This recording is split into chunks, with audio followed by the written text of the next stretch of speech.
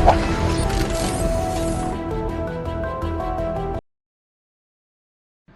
Hello viewers, welcome to நோயர் information channel. இன்னைக்கு என்ன டாப்பிக்கை பற்றி பேச போகிறோன்னா 2026 சென்ட்ரல் கவர்மெண்ட் பட்ஜெட் போட்டிருக்காங்க. ஸோ அந்த பட்ஜெட்டில் வந்து முக்கியமான 5 பாயிண்ட்ஸை பற்றி தான் இன்னைக்கு நம்ம பேச போகிறோம். வாங்க சேனலுக்குள்ளே போகலாம். வணக்கம். வணக்கம் ஜெய். இப்போ 2026 சென்ட்ரல் கவர்மெண்ட் பட்ஜெட் போட்டிருக்காங்க இல்லையா, அதில் இன்கம் டேக்ஸ் ரிடக்ஷன் எந்த மாதிரி ஆளுங்களுக்கெல்லாம் வந்து வந்திருக்கு?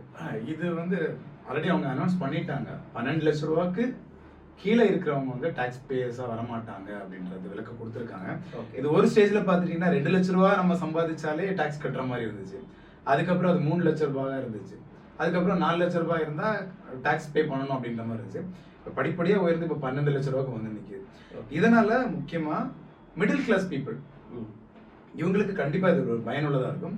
முக்கியமா இதுல கவர்மெண்ட் எம்ப்ளாயிஸ், இப்போ group 2 level, group 4 level officers எல்லாருமே பார்த்துட்டீங்கன்னா உங்களுக்கு கண்டிப்பாக 1 லட்ச ரூபாய்க்கு கீழே தான் சம்பளம் இருக்கும். இதனால பெரும்பாலும் கவர்மெண்ட் எம்ப்ளாயிஸும் நல்ல ஒரு பெனிஃபிட் அடைவாங்க.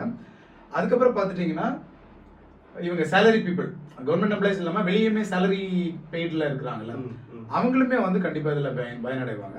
ஆனால் முக்கியமான ஒரு விஷயம் என்னன்னா, ஒருவேளை நீங்கள் வந்து உங்களுடைய சோர்ஸ் ஆஃப் இன்கமை மறைச்சி 12 லட்ச ரூபாய்க்குள்ள தான் வருமானம்னு நீங்கள் காமிச்சு இன்கம் டேக்ஸ் டிபார்ட்மெண்ட்டை ஏமாத்துனீங்க அப்படின்னா 100% பெனால்ட்டி.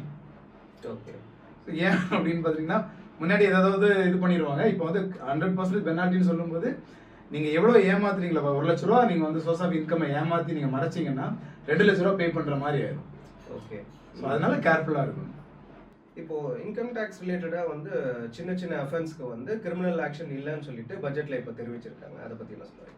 அது வந்து ஆல்ரெடி நம்ம சொல்லிட்டோம் இல்லையா, சின்ன சின்ன அஃபென்ஸ் தான். நீங்கள் 1 லட்ச ரூபா 2 லட்ச ரூபா மறைச்சிங்க அப்படின்னா உங்கள்கிட்ட அதிகப்படி அமௌண்ட் வாங்கிடுறாங்கல்ல, பெனால்ட்டி வந்து 100%. அப்படின்னு இருக்கும்போது நீங்கள் 1 லட்ச ரூபா மறைச்சிங்கன்னா உங்களுக்கு 2 லட்ச ரூபா வாங்கிடுறாங்க. எப்படியுமே அவங்க ஆக்ஷன் எடுத்து அதான் பண்ண போறாங்க. ஸோ அதனால இது வந்து ஓரளவுக்கு மேட்ச் அவுட் ஆயிடும். ஓகே. அதனால கிரிமினல் அஃபென்ஸ் தேவைப்படாது. இன்கம் டேக்ஸ் ரிலேட்டடாக பெரிய குற்றங்கள் பண்ணவங்களுக்கு அதிகபட்ச தண்டனையாக வந்து 2 ஆண்டுன்னு சொல்லிட்டு பட்ஜெட்டில் அறிவிச்சிருக்காங்க. இது வந்து கண்டிப்பாக ஏற்புடையதே அல்ல.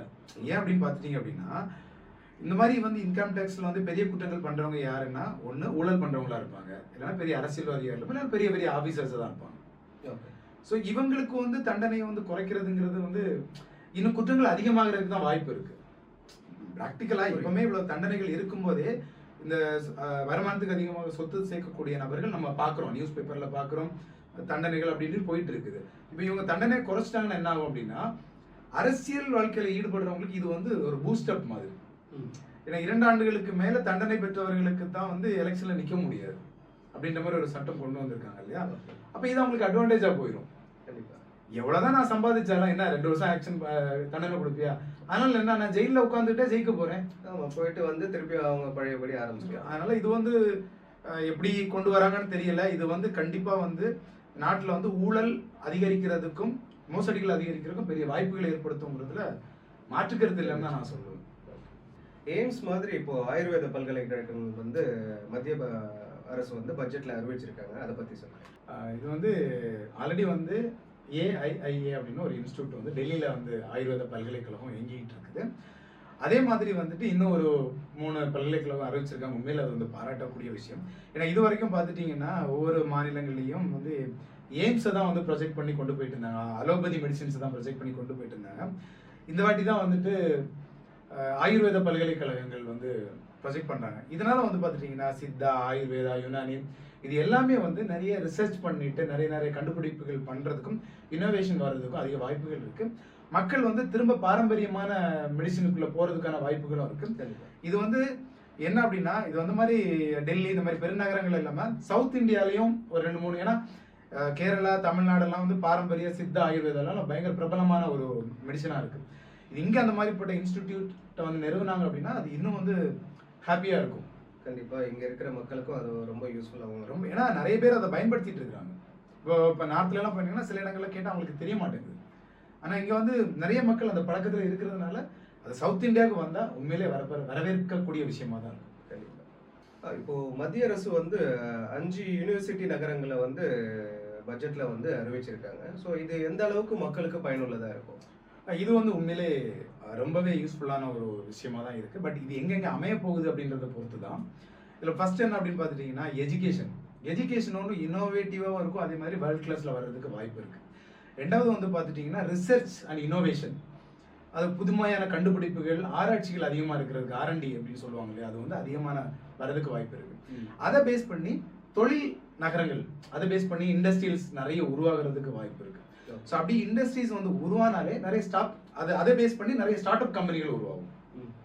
அதனால வந்துட்டு எக்கனாமிக்கல் லெவல்லையும் growth இருக்கும், அது மாதிரி எஜுகேஷன் லெவல்லையும் growth இருக்கும், ஃபினான்ஷியல் லெவல்லையும் growth இருக்கும், எம்ப்ளாய்மெண்ட் ஆப்பர்ச்சுனிட்டி அதிகமாகும். அதுல வந்து எந்த மாற்று கருத்தும் கிடையாது. ஆனா அது எந்த பகுதிகளில் அவங்க உருவாக்குறாங்களோ அந்த பகுதிகளில் வந்து அபரிவிதமான வளர்ச்சி இருக்கிறதுக்கு அதிக வாய்ப்பு இருக்கு.